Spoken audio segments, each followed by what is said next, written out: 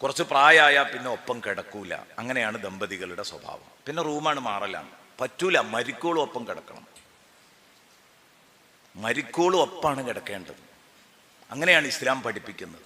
പക്ഷെ ചിലരൊക്കെ നേരെ തിരിച്ചാ, മക്കളും പേരക്കുട്ടികളും ഒക്കെ ആയിട്ട് പിന്നെ ഒപ്പം കിടക്കുകയാണ്. ഒപ്പം കിടക്കണം. താങ്ങും തണലും ഇല്ലാത്ത സമയത്ത് അങ്ങോട്ടും ഇങ്ങോട്ടും താങ്ങും തണലുമായിട്ട് ജീവിക്കാൻ പറ്റണം. അതാണ് റഹ്മാന്നും കൂടെ പറഞ്ഞത്. മവദ്ദത്ത് മാത്രം ഉണ്ടായാൽ പോരട്ടോ, റഹ്മത്തും വേണം. ഈ റഹ്മത്ത് എപ്പോഴാണോ മനസ്സിലുണ്ടാകുന്നത്, അപ്പോഴേ 32-ാമത്തെ വയസ്സിൽ ഊര ചലിക്കാത്ത രൂപത്തില് നേരെ ഒരു കിടപ്പ്, ഒരു അപകടത്തിൽ കുടുങ്ങി അങ്ങ് കിടന്നതാ. ഭാര്യയുടെ വയസ്സ് 25 വയസ്സ്.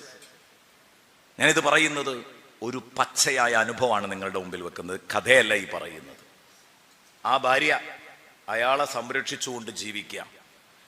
ഇപ്പൊ ആ ചെറുപ്പക്കാരന് 40, 42, 43 ഒക്കെ വയസ്സായി. 32-ൽ കിടന്നതാ. അന്ന് ഒരു കുട്ടി മാത്രമുള്ള, അല്ലെങ്കിൽ 2 കുട്ടികൾ മാത്രമുള്ള ഈ പെണ്ണ്, പലരും പറഞ്ഞു, നീ എന്തിനാ നിന്റെ ജീവിതം വെറുതെ ഹോമിക്കുന്നത്? അത് നശിപ്പിക്കണം. നിനക്ക് വേറൊരു കല്യാണം നോക്കിക്കൂടെ? അടുത്ത കാലത്തൊന്നും മരിക്കൂല. ഉറപ്പാണ്. അതായത് അതിന്റെ സ്വഭാവം അതാണ്. പക്ഷെ കിടപ്പാണ്, നേരെ കിടക്കാണ്. ഒന്ന് അനങ്ങാൻ വയ്യ, ജോലിക്കും പോകാൻ വയ്യ. ആ സമയത്ത് ആ പെണ്ണ് ആ ഭർത്താവിനെ ഏറ്റെടുത്ത് സംരക്ഷിക്കുകയാണ്. ആ ഭർത്താവിന് വേണ്ട എല്ലാ സംഗതികളും ചെയ്തു കൊടുത്തുകൊണ്ട് ഒപ്പം നിൽക്കുകയാണ്. എനിക്കിനി ജീവിതമല്ല എന്ന് ഉറപ്പിച്ച